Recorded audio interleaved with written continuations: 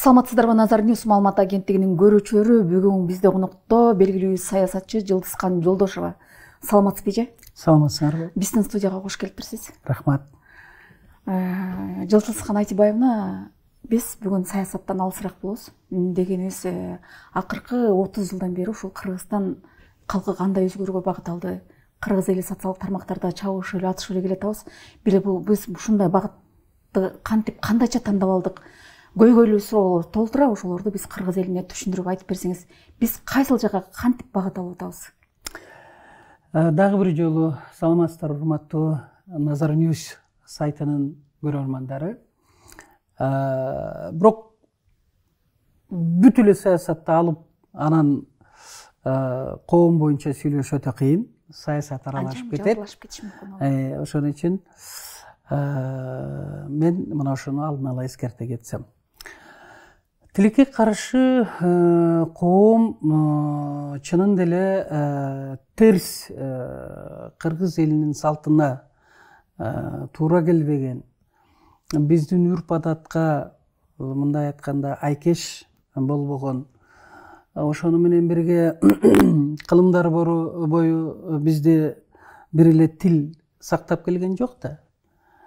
Бизди ошол үрп адат, салт, биздин маданият, айтор кыргызга эмне таандык болсо, кымызынан баштап бардык нерсе кыргызды сактап келген.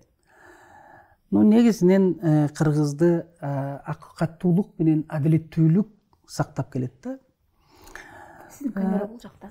Анан мен айтайын дегеним, ушунчалык бир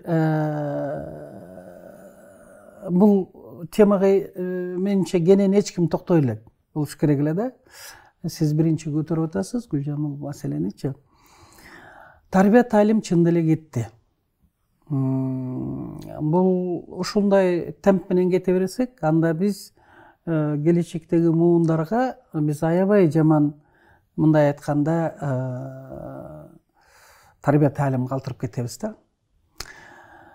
Эгерде үй бүлөдө ата бул үй бүлөнүн кожоюну. Мына ошол кожоюн эгерде тарбия талимди, тартипти бекем сактай алып, балдарына туура тарбия берсе, бул жакшы үй бүлө. Ошол үй бүлөдөн жакшы инсандар чыгат. Ошондой эле мамлекет дагы ушундай. Эгер күчтүү президент болсо, элин жерин, мамлекетин абдан катуу сүйүү менен, чын дили менен кызмат кылуу менен бир гана мыйзамга, акыйкаттыкка, адилеттүүлүккө, калыстыкка, мына ушундай ыйык кыргызды сактап келген бул жазылбаган мыйзамдар бар кыргыздын үрп адат салтында. Мына ошолорду бекем сактап келгенде гана мен ойлойм мамлекет өнүп өсөт. Тилекке каршы бизде мына ушул президенттер кимиси канча иштебесин, эмнегедир биздин коомго терс мындай нормаларды киргизип атат да. Биздин салтыбызга да каршы келген. Мисалы үчүн кыргыз эч качан добушун сатчу эмес эле шайлоолордочу. Бирок тилекке каршы биздин биринчи президент эгемендүүлүктү алган жылдан кийинкисин айтып атам. Мурунку совет доорунда иштегендерди айта албайм, себеби алар башка доордо жашашты. Башка бул Советтер Союзу деген бул өтө чоң держава болгон. Коммунисттер партиясындагы идеология, азыранда идеология эч кимде жок, дүйнө жүзүндө жок.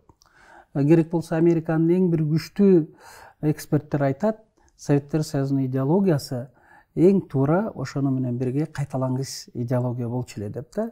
Мен эгемендүүлүктөн кийинкини айткым келип атат да. Мына Аскар Акаевич биздин туңгуч президент биздин шайлоочуларды мындай айтканда туура эмес жолго салып, биз эң бир жаман норманы мына ошол туңгуч президентибиз Аскар Акаевич киргизип кетти. Шайлоо учурунда алай бергиле, жей бергиле, анан каалаганыңарды шайлай бергиле деп, бул шайлоо жөнөкөй эле бир кандайдыр бир мероприятие эмес да. Ал шайлоо мамлекеттин тагдырын, элдин тагдырын, ошону менен негизгиси келечек жаш муундардын тагдырын чече турган бул саясий мероприятие. Ал өтө жоопкерчиликтүү, мына ушундай өтө жоопкерчиликтүү. Бул деген сөз ар бир шайлоочу өзүнүн балдарын ойлоп туруп шайлай турган мына ошондой мурунку биз эми советтарда орун көрүп калдык да. Бир тыйын албай туруп жүрөгүнөн барып шайлашты эле. Кимди шайлагысы келсе. Мына ошондой бир жаман туура эмес норма кирди дагы. Биздин бар эмес көпчүлүк шайлоочулар добушун сата башташты. Добушун сатуу деген бул мамлекеттин келечегин сатуу менен барабар. Эгерде биз добуш сатпаганда, саясатчылар элибизди бузбаганда, президент баш болуп ошондогу Аскар Акаевич, биздин элибиз азыр туура президенттерди шайлап алганда биз алдыга качан жылып кетет элек.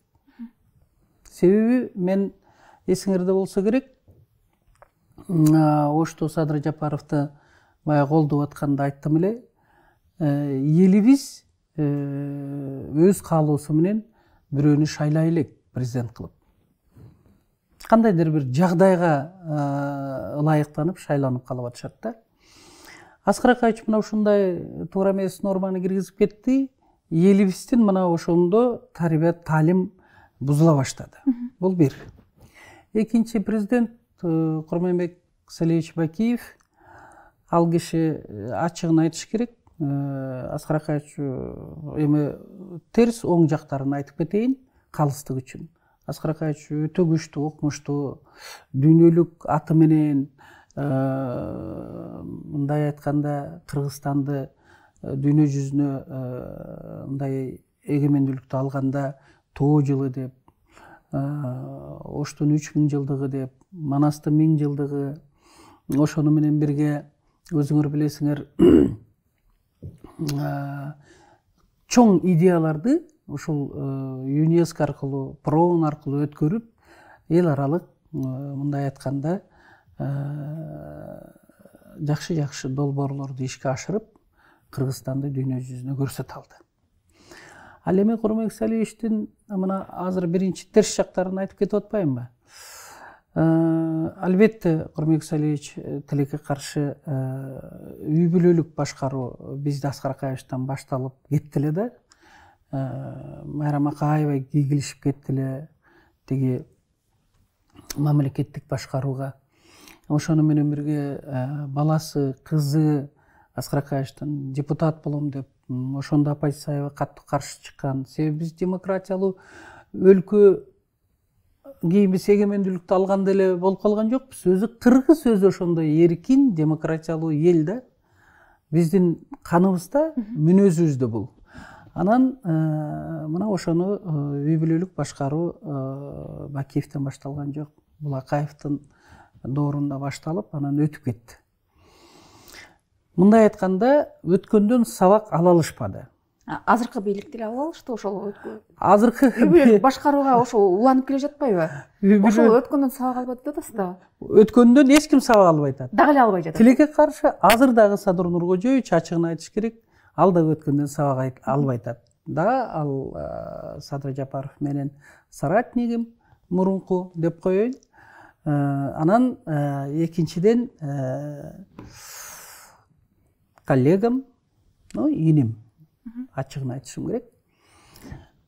Мына Курманбек Салиевич бир эле үй бүлөлүк башкаруу эмес, Курманбек Салиевичти алып келген соратниктери, башкача айтканда тарапташтары бирге келишкен, бирге күрөшкөн, акыйкатсыздык, адилетсиздиктер менен келген, өзүнүн командасы менен бирге келген ошол инсандарды Отунбаевадан баштап бүт баарына албетте жогорку кеңешке жолдомо берди. Роза Исаковнаны тиги Тышкы иштер министрлигине министр Болжурованы, Ишенгүл Болжурова эжекебизди билим берүү министрине деп, баарына тең өздөрүнүн тиги кесибине жараша, билимине жараша мамлекеттик кызматтарды бөлүп берди. Бирок анда Өмүрбек Текебаев Жогорку Кеңештин төрагасы эле ал кандайдыр бир ачык эле айтайын, интригалар жасап туруп өткөрбөй койду. Мына ошондойду болоорун албетте Курманбек Бакиев билсе керек. Ал өзү барыш керек эле командасы менен өткөрүш керек эле.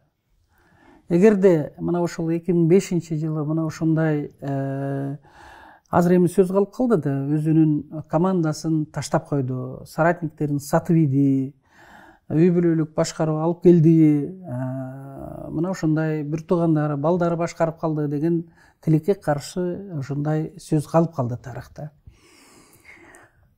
Ошол эле Өмүрбек Текебаев өткөрбөй коюп, бирок спикерликтен кеткенден кийин ошол эле команданы ичине кирди дагы радикалдуу оппозиция түзө алды.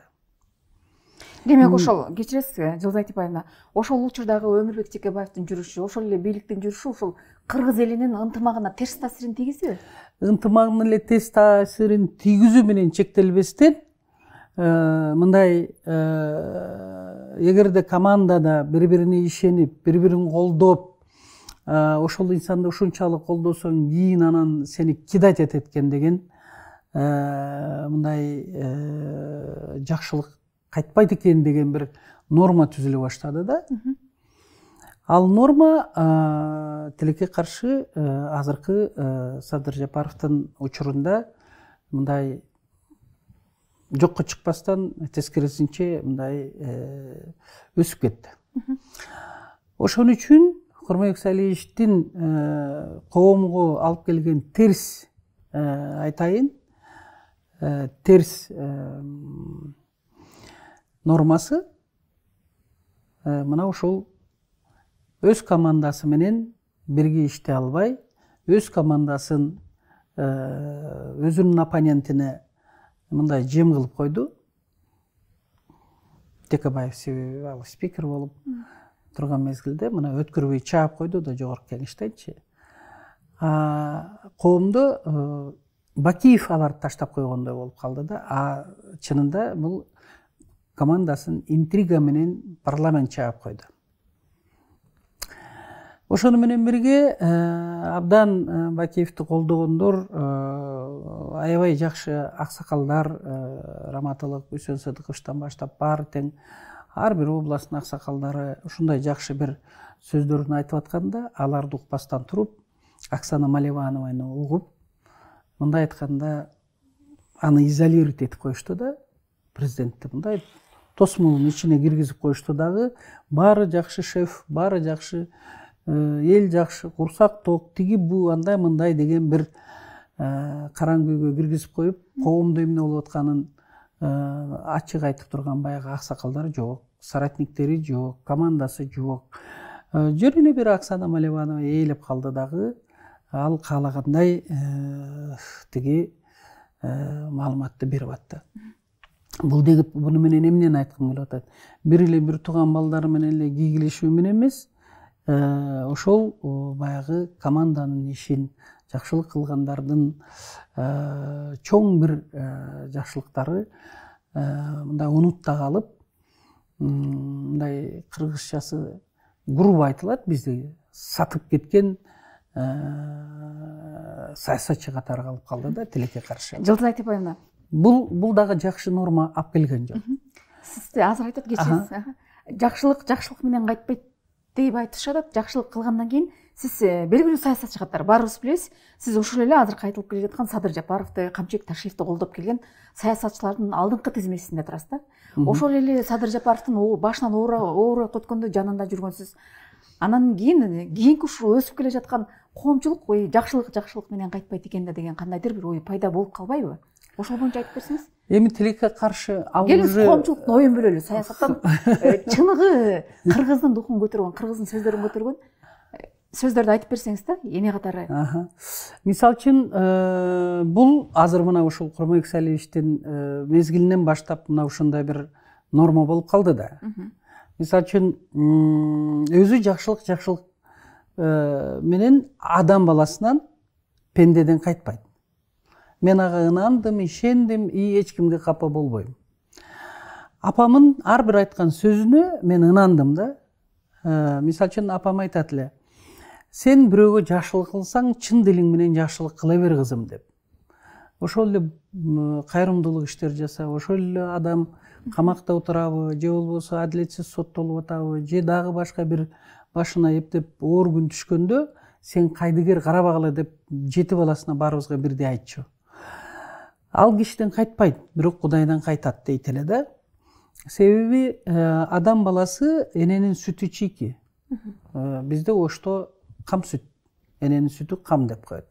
Ошо чийки сүттү эмип чоңойгон адам баласы ал эч качан жакшылыкка жакшылык менен кайтарбайт экен. Эми бар эмес, көпчүлүк ошондой экен, жакшылыкты түшүнгөн инсандар аз экен.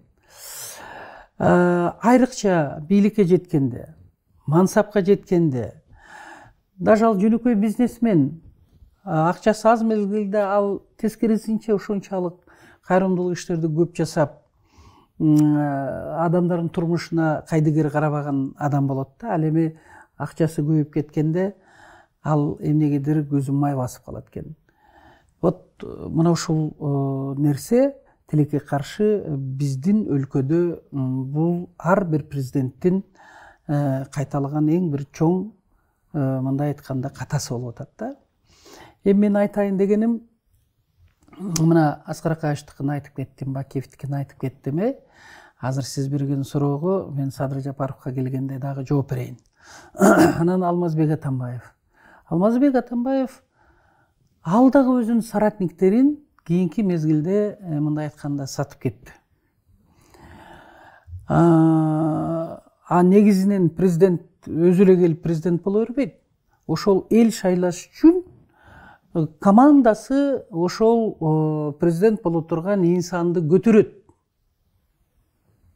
Ушунчалык СДПК партиясы Алмазбек Атамбаевдин президент болушуна эле чоң, мындай айтканда, күч болгон жок. Мына ошол команда. Бирок эмне болду? Камаганын камады, каттуу жаман сөздөрдү айткан кишилер да айтты. Мындай айтканда мансабына, бийлигине абдан мас болду да. Анан кандай жаман норманы киргизди? Жаман нормасы, мисалы үчүн, жөн эле мыйзамды сыйлабай эле бирөөнүн үстүнөн арыз жазып койсо, ошол арыздын негизинде баарын камай берди. Ким жакпай калса, туура сөздү да айтып атсаң, мени да камагыла деген тапшырмасын бергенин билем. Себеби биз эми ачык айтып атабыз эми, ата журт анда оппозиционный мындай фракция элек, тем более мен лидер фракция болуп калдым. Мына ошол норманы мен айттым эле 3-чү микрофондон, кийин өзүңөрдүн башыңарга келет депчи. Себеби мыйзам артка иштебейт да, мыйзам алдыга иштейт. Анан силерди деле арыз жазып, анан ошентип камактан отура бересиңер дагы. Биз баягы еще мындай тарбия таалим эле кетпестен бизде өч алып айланбасы дагы өрчүп атат да. Муну эч ким токтото албай атат. Ачыгын айтайын, мен ойлогом азыркы бийлик ушуну токтотуп коет деп. Алар да токтото албай атышат да. Айтайын дегеним, мына Аскар Акаевичтин киргизген нормасы шайлоочуларыбызды, элибизди аябай терс жаман жакка буруп койду. Ала бергиле, жей бергиле, иче бергиле деп, жакшы жагы Кыргызстанды чоң мероприятияларды өткөрүп, эл аралык уюмдар аркылуу Кыргызстанды көтөрө алды. Курманбек Салиевичтин терс мына нормаларды киргизгени, ал ошол бир туугандары менен гана неме болбостон, баягы бийликке аралашып кетпестен, өзүнүн командасын, мындай айтканда, оппонентине каттуу туруп берип, ошолордун укугун коргобостон сатып жибергендей болуп калды. Негизинен Курманбек Салиевич аларды саткан жок. Бирок ошондой жагдай түзүлүп калды. Себеби дагы бир жолу айтып коеюн, кайталап коеюн сөзүмдү. Жогорку кеңештин төрагасы Өмүрбек Текебаев экөө келишкис жараша албай турган оппоненттер эле. Ал эми жакшы жактары 17 миллиард сом менен немени алган бюджетти Аскар Акаевичтен 61 миллиардка дейин жеткирип, Кыргызстандын күчтүү өнөрү жай айтканда промышленник, Курмек Салиевич. Эгерде ошол соратниктери түшүнүп, ошолор менен бирге иштеп кеткенде, чындап эле соратниктери күчтүү инсандар эле, анан Кыргызстанды көтөрсө болот эле.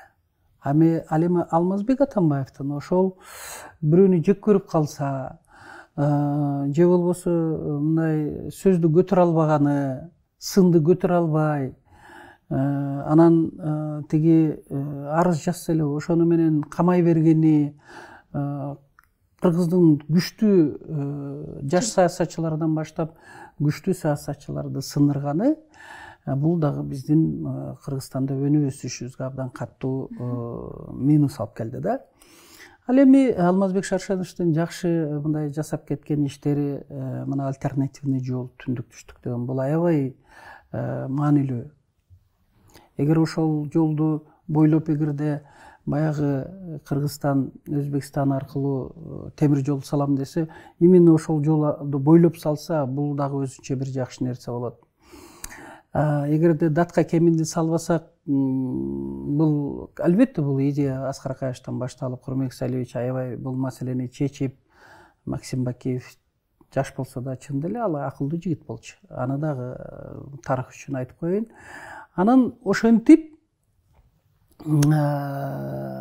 Алмазбек Шаршеновичтин жакшы жактары мындай карызга баттык, конечно, бирок керектүү нерселерди жасай кетти да. Эми Сооронбай Шариповичке келсек, Сооронбай Шарипович өзү эч качан мындай чыпалагын дагы бюджетке салбайт экен, таза бул жагынан. Бирок кекчил мөнөзү ошондой экен да. Бул мөнөз. Эми жетекчи катары мындай чечкиндүү иштеп алдыга жылыш керек болчу да. Албетте көп маселелер топтолуп калды. Сооронбай Шариповичке деле оор болду.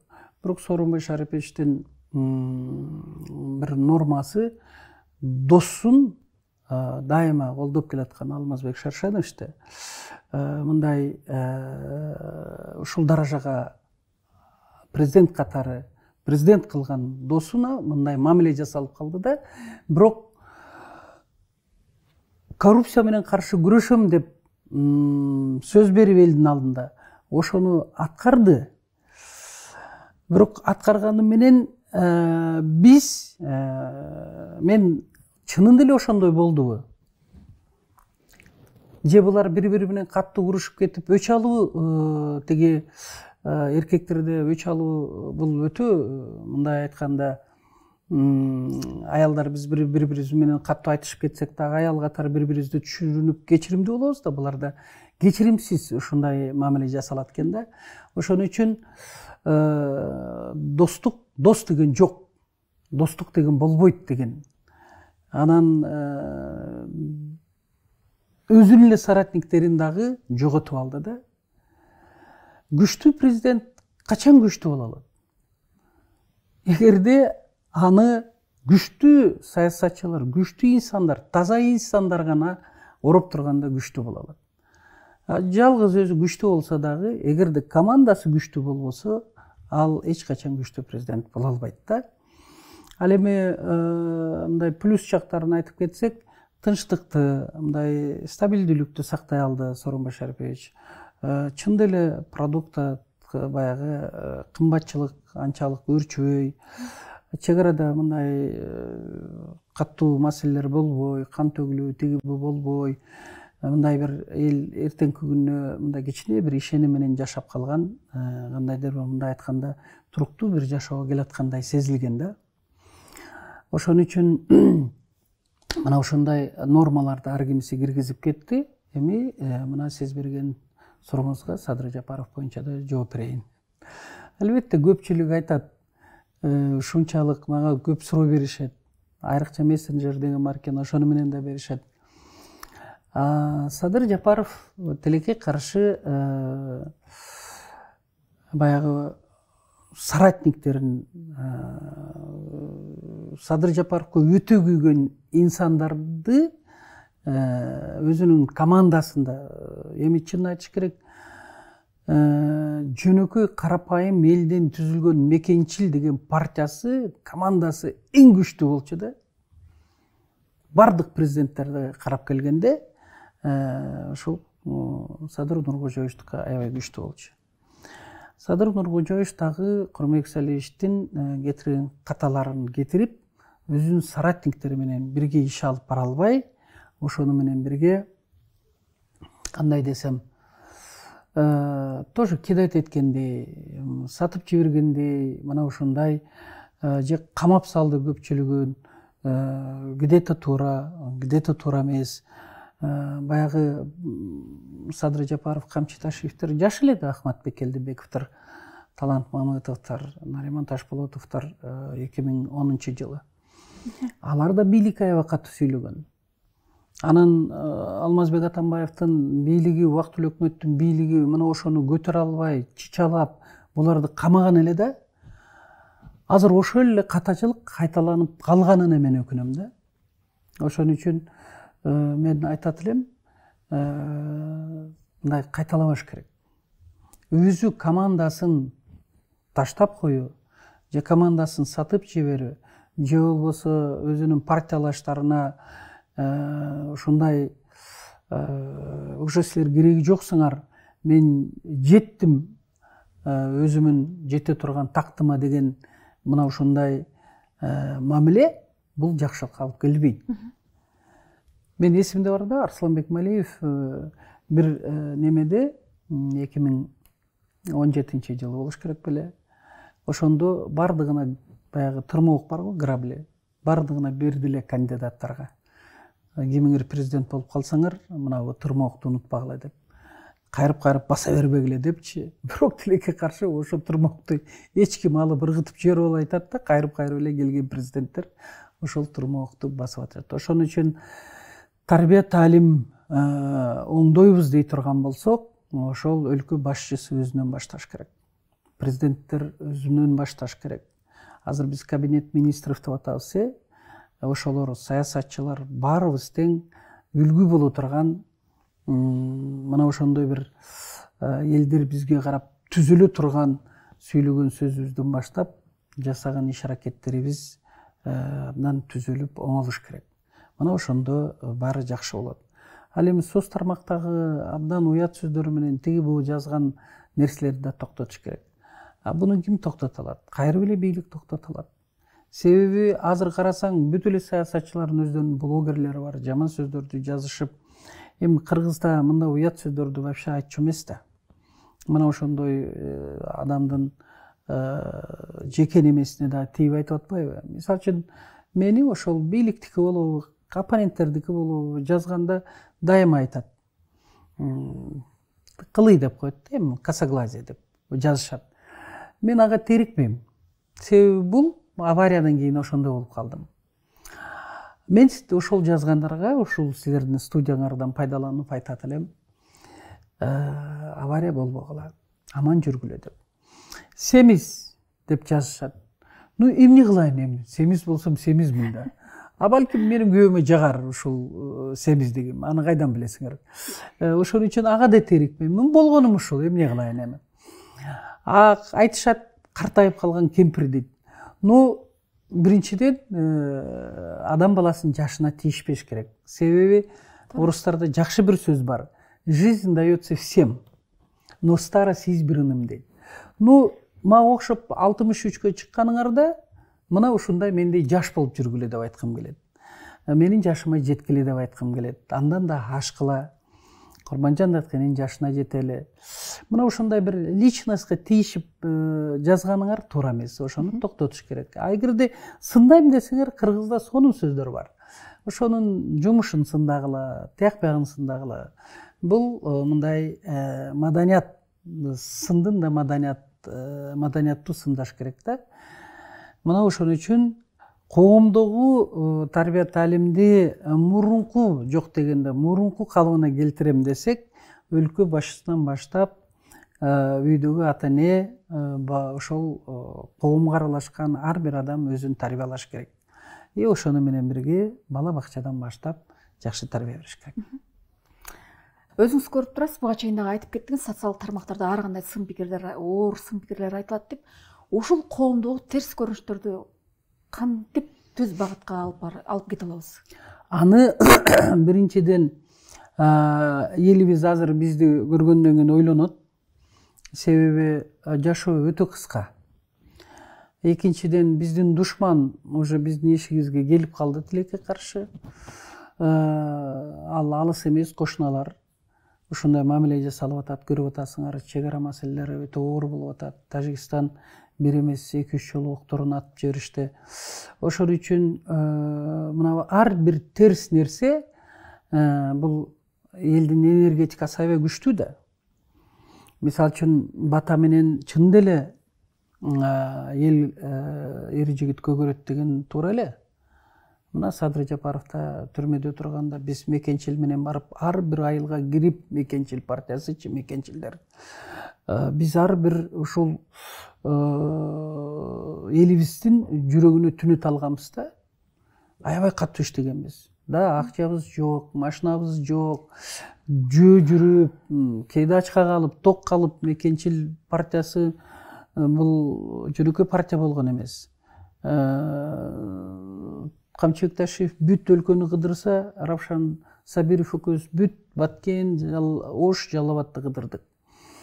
Мындай жөнөкөй карапайым үй бүлөдөн бирок жогорку билими бар укмуш сонун кыз жигиттер эле да. Мына ошолор биз аябай катуу иштеп, биз элдин энергетикасын оң тарапка буруп, ошондой эле Садыр Жапаровго мындай айтканда дуа алып берип, Садырга мына ошол элдин энергетикасы биз себепкер болдук. Мына ошол такка чыгууга ошол элдин энергетикасы жардам берген. Азыр бизде терс энергетика элдин арасында да толуп кетти да. Ал деген сөз кандайдыр бир жамандыкка алып келет. Ошон үчүн терс энергетикадан кутулуш үчүн биринчи соц тармактардан башташ керекпи дейм да. Себеби баарыбыз окуп атабыз да. Анан ушундай уят сөздөрдү, себеби уят сөздөрдү жазганга жооп бергиң да келбей калат да. Эгерде туура суроо берсе, убакыт таап жооп бересиң. Эгерде сен диалогко барам десең, бир нерсе түшүнүксүз болсо, жакшына эле сурасаң, кайсы саясатчы болосуң, керек болсо ошол президент деле жакшына жооп берет. Ошон үчүн келгиле, урматтуу кыргызстандыктар, пейилибизди оңдобойлубу? Пейилден бардык нерсечи. Ошону менен бирге шүгүр дегенде да үйрөнүш керек да, Кудайга шүгүр дегенде. Эгерде шүгүр деген сөздү айта албасаң, Кудай да сага бир мындай жакшы бир нерселерди тартуулабайт экен да. Ошон үчүн коомду жакшы нукка буруу биринчиден өлкө башчысы менен саясатчылардан, анткени бүт ошолордун тиги блогерлери, тарапташтары, партиялаштары, фанаттары отурат. Ошолор Кудай тобо кылдым, мен эмне деген жаман сөздөрдү жазып атам, мен эмне үчүн элдин энергетикасына терс нерсе алып келип атам, бир жамандыкты чакырып атам деп, ар бир адам жаман сөздү жазарда ойлонуш керек. Экинчиси, элибизге инсап берсин деп коет. Элибиз дагы мамлекет сакталып калсын, бөөдө кырсыктан тышкары жүрөлү, момундай кан төгүлүү болбосун башка деп, мындай элдин инсабы дагы, пейили да оңолуш керек. Үчүнчүдөн, албетте, ушул үй бүлөдө, бала бакчада, мектепте мына ушул коомду кандай алып жүрүш керек, ошол эле сайттарда кандай жазыш керек, мына ушуну дагы тарбия таалимге жакыныраак предметтер бар да, ошондо айта кетиш керек деп ойлойм. Буга чейин айтылып келген да, Кыргыз көлгө Айкөл, меймандос депчи. Бирок биздин баамыбызга караганда кыргыз өзү бири-бирин качан өлгөнгө чейин мактабайт экен да. Биз жакшы сөз сөйлөп көрүшү керекпи? Эмне себептен кыргыздар бири-бирин жакшы деп өз убагында айта албайбыз? Биз тирүүсүндө, адамдын көзү тирүүсүндө жакшы сөздөрдү айтпайбыз. Ошол инсанга жылуу сөздөрүбүздү айтпайбыз. Керек болсо бир туугандарга, балдарыбызга да айтпай калдык да. Андай болбош керек. Эмне үчүн Япон эли ушунчалык бири бирине моминтип сый көрсөтүп мындай урмат сыйын ачык айтышат. Жок дегенде мына ушундай бир ийилип салам бергенинен билинет да. Даже таң калыштуусу ошол Японияда баняга барган киши шкафы мындай карап буту мындай болуп турат да, тапочкасы. Кийинип антып минткен кетип аткандан кайрып тапочканы мындай кылып коюп кетет. Ал ошол келе турган киши жөнүндө кам көрүп атат да. Ал мындай отурганда тапочка мындай туруш керек, кийип алыш керек депчи. Биз бири-бирибизге кам көргөндү үйрөнө албай атабыз. Биз бир гана терс жактарын, адамдардын терс жактарын көрүп атабыз да. Ал эми адам баласы жакшы жактары көп да. Деги эле жаман адам жок да. Мисалы үчүн ачууң келип турганда бир сөз сүйлөп коюшуң мүмкүн. Ал деген ошол жагдай сени ошого түртүп атат да. А бирок мен бир адамды жаман дей албайм. Даже менин оппоненттеримдин дагы эң сонун немелери бар да, сапаттары бар. Ошон үчүн мен айтат элем, кыргыздар келгиле бири-бирибизди сыйлаганды, бири-бирибизге кам көргөндү, бири-бирибиздин башыбызга оор күн түшсө кайдыгер болбой, жылы сөз айтып, телефондон болсо дагы мен сенин кайгыңды тең бөлүшөм деп койсоң кандай бул улуу сөз. Ошон үчүн мен силерге айтат элем, урматтуу мекендештер, Кыргызстан эл келечек дей турган болсок, биз бири-бирибизди сыйлаганды, анан көзүбүз тирүү мезгилинде жакшы сөздөрдү айтканды үйрөнсөк.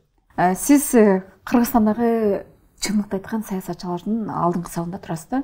Рахмат. Кече жакында эле өтүп кеткен генерал Молдомуса Кангантиевдин ошо 2010-жылдагы окуясына сиздин ошо Бишкекке келүүсүнө анча-мынча салымыңыз бар деп айтты. Ошол боюнча өзүңүздөн окуп койсоңуз.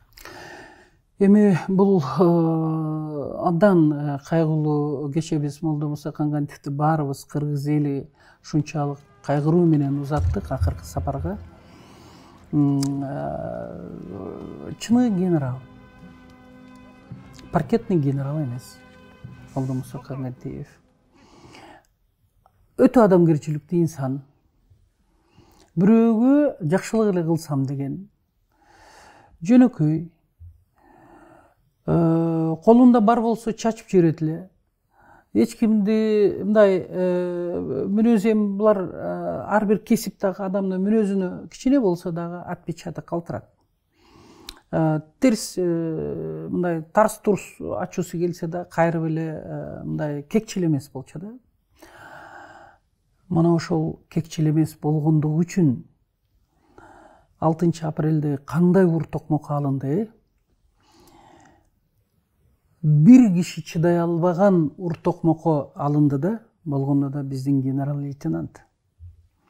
Кечирип коесуздар, атамекендик согушта дагы, Германия тараптагы, СССР дагы генералдар колго түшсө, мындай ур токмок алышчу эмес. Эми бул 6 апрелде жасалган окуяда мен ойлойм, ОПГнын мүчөлөрү болду арасында. Кайсы бир убактылуу өкмөттүн мүчөлөрү болгондур.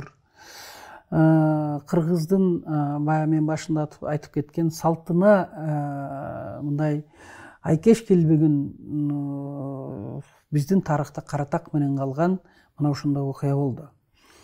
Мен телевизордон көргөндө эле аябай жаман болуп кеттим. Анан Роза Исаковнага звонт эттим. Роза Исаковна депчи, себеби мага уже Жалал Абадтан, Майлуу Суудан, Бишкек шаарынан милиционерлер да звонт эте баштады. Жылдыз Айтебаевна, биз азыр таласка барабыз. Ур токмокко алгандарды биз азыр аяп койбойбуз депчи. Албетте милиционерлердин ичинде аябай чоң авторитети бар эле. Конечно, ар бир биздин региондо өзүнүн мыкты кулундарын эл коргойт, колдойт. Анан мен аябай чочуп кеттим, себеби 42 жылдык менин мына азыр эми 42 жыл болду. Анда 30 жылдан ашык менин аткаруу бийлигинде тажрыйбам бар эле. Роза Исаковнага звонт эттим. Роза Исаковна мындай болуп атыптыр. Азыр тарапташтары ошондой эле жерде иштеген, теги эле милицияда иштеген жөн эле коллегалары азыр ошол ур токмок алгандарды барып сазайын беребиз деп атат. Бул жакшылыкка алып келбейт. Тез аранын ичинде алып келип койгула Бишкекке. Болмаса Ташполотовичти десем, эже кимге алып келебиз, каяка алып келебиз, кантип, кандай кылсам болот деп. Ал мезгилде эми акыйкат үчүн айтыш керек, Роза Исаковна оңой эмес болгон да. 13 эркек саясатчы, менмин деген эркек саясатчыларды башкаруу өтө кыйын болгон Роза Исаковнага. Мына ошондо мен айттым, Камбаралы старший Кангантиев деп койчубуз. Камбаралы Кангантиевке мен звонить этейин, табайын деп, анан Камбаралы Ташполотовичти таап, ушундай сөз болду Роза Тумбаева менен. Сиз МВДга келсеңиз түнкү саат 3-4дөн кийин алып келгенге аракет кылат. Эми жол узак да. Ошол жерден анан өткөрүп берсе сизге, сиз эсен-аман алып кетип, анан дарылап, бутуна тургузуп, эми Кудай сактасын деп Камбаралы Ташполотович менен сүйлөшкөндөн кийин Роза Исаковна кайра звонить этип калды. Мага өтө оор болуп атат депчи. Алып чыгыш ошол зөкүрлөр деп коелу, зөкүрлөрдүн колунан деп аябай кыйналды. Анан Камбаралы Ташполотовичтин номерин бердим, түздөн түз байланышып тургула деп. Эже мага ошондо Роза Исаковна 2-3 жолу звонить этти дагы. Анан аябай чоң бир энергиясы кетти. Роза Исаковнанын аябай нерви кетти. Ушунчалык көп күчтү сарптады. Анан араң зорго алып чыкты дагы, алып келип Камбаралы Ташполотовичке өткөрүп беришкен. Мен эмнени айткым келип атат? Мындай зөкүрлүк бизде кайталанбаш керек. Эч качан. Мен таң калам да, Молдо Муса Ташполотовичтин адамгерчилигине, айкөлдүгүнө. Мына ошолордун баарын билип турса дагы бирөөсү жөнүндө жаман айткан жок. Же бирөөсүнө анын мүмкүнчүлүгү бар эле. Бирок ал Кудайга салдым деп эле коет. Көрсө туура калат экен. Кудайга салдым деген сөз жакшы экен. Себеби Кудай өзүнүн жазасын берет экен. Сен бирөөгө кыянатчылык кылганың үчүн эмес, жаман сөз сүйлөгөнүң үчүн. Мындай кыянатчылыкты жоопту ошол кыянатчылык кылган адамга өзү жараткан, өзү бериш керек экен да. Анан мен ошондой таң калганым, бутуна туруп кетти. Бул сотрясение мозг болду, аябай морально, бирок ошого карабастан.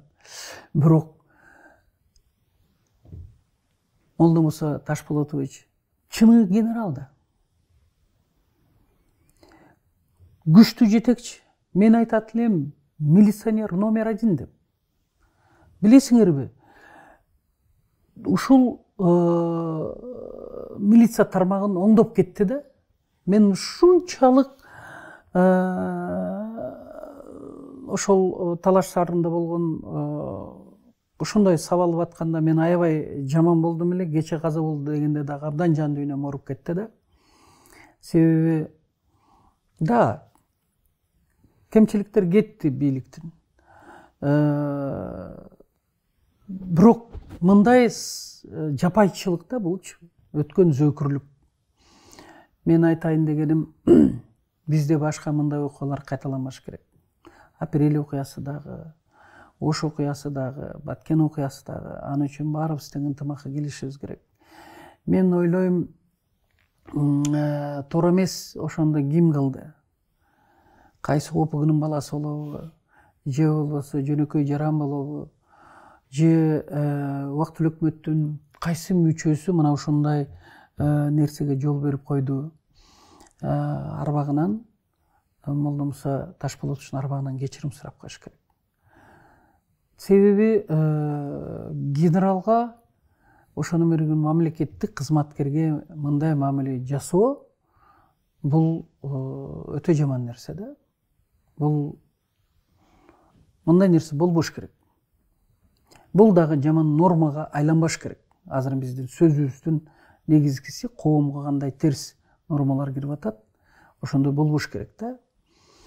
Мен ошон үчүн мына ушундай нерсени айтып кетет элем. Мен ойлойм,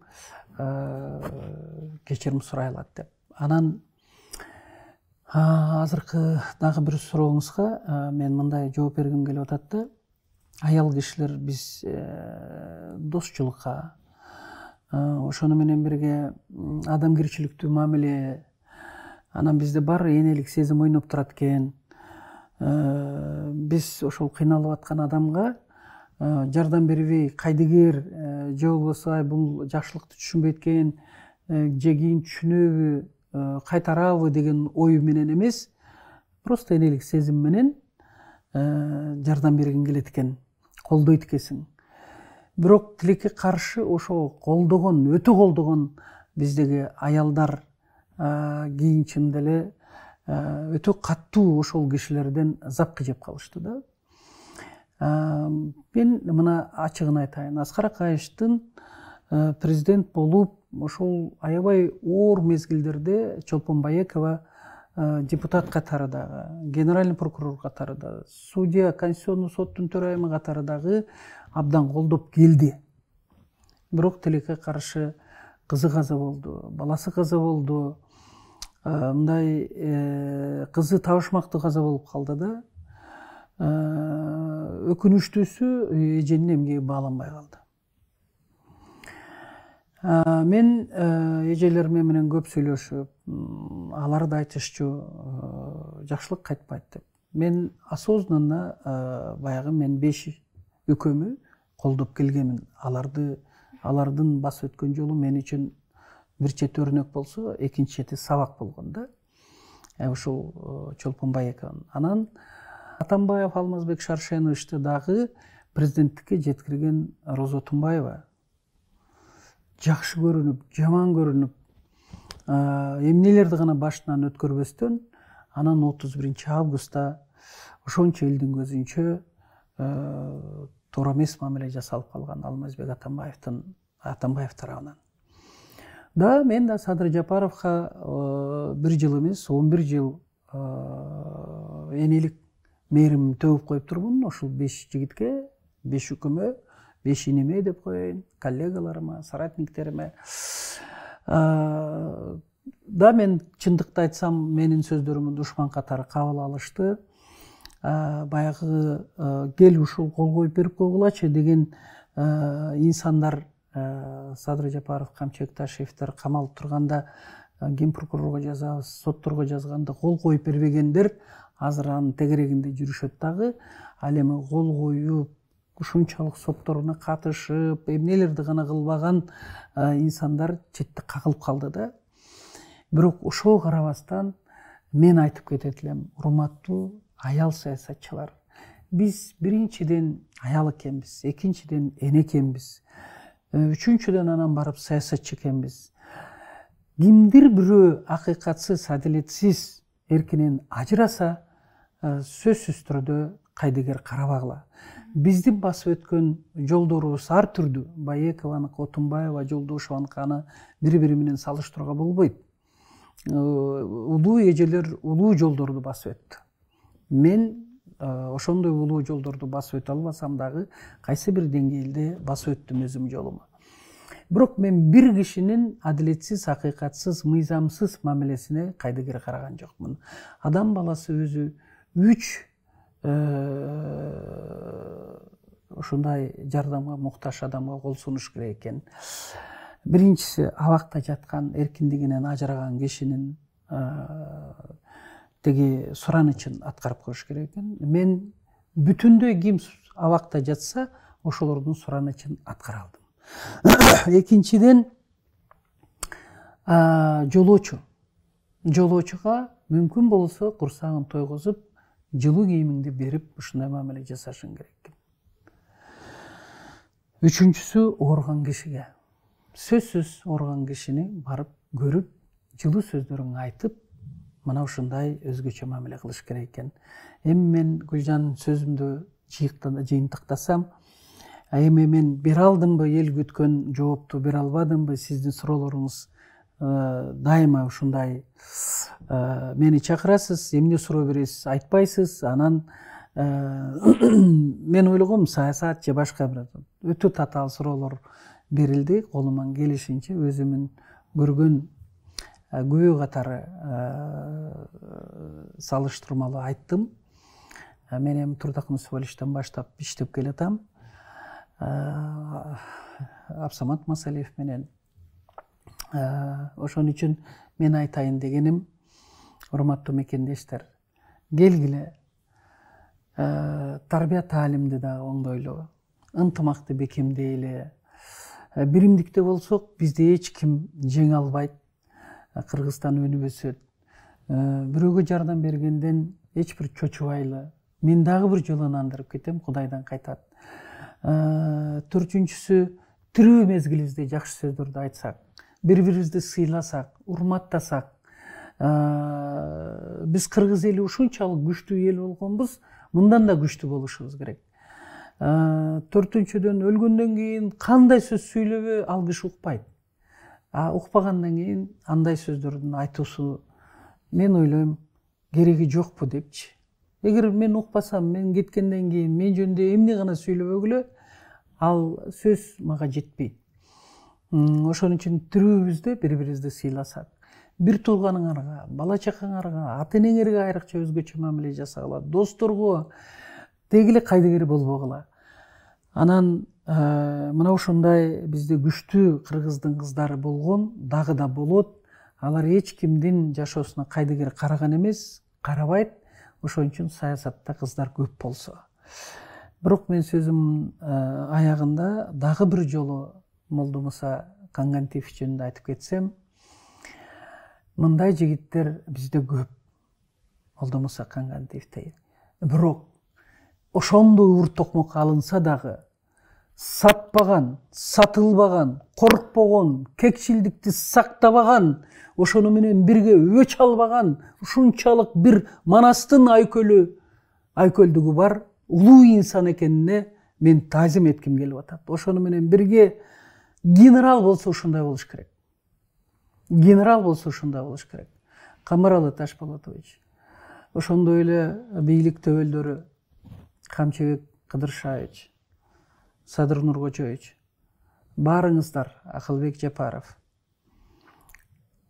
орусча айтканда достойно узатып койдуңар да биздин генерал-лейтенантты. Арбак ыраазы болсун. Бул деген жакшы норма болду да. Мына ушундай элдик кишилерди мына ушундай узатыш керек деп. Бирок аттың тирүүсүндө ушул сөздөрдү укса дагы да жашайт беле. Жок дегенде бир кичинекей кызмат берип койгонуңарда балким дагы да жашайт беле. Жок дегенде 10-15 жыл деген менде өкүнүч калып калды.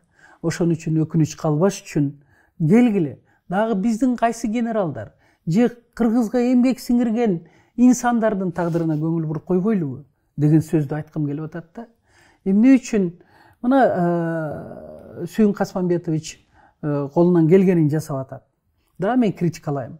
Бирок Сүйүн Сапарбекович азыр мында идеологияны оңдогонго аракет кылып атпайбы? Ошол Сүйүн Сапарбекович дагы иликтеп чыксаңыз, кайсы биздин инсандарга көңүл бурулбай калды мамлекет тарабынан. Ошолорго көңүл буруп койсоңор, жок дегенде юбилейин өткөрүп койсоңор мамлекет тарабына, бул чоң стимул болуп, адам баласы жашай берет. Жок дегенде дагы бир кайсы бир убакытка өмүрү узарат беле дейм да. Гүлжан Алтыным, Кангантиев, Молдомуса Ташполотович, сени аябай жакшы көрчү билем, эркелетчү. Ата энең каза болуп калганда сага ата, эне ордуна эне болду. Мен бул сөзүмө эмне айткым келип атат? Молдомуса Кангантиевди ким билсе, биз өлгүчө ал киши биз менен жашайт.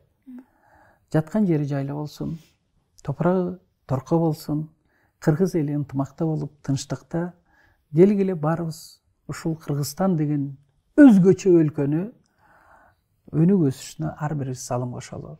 Рахмат чакырганыңарга.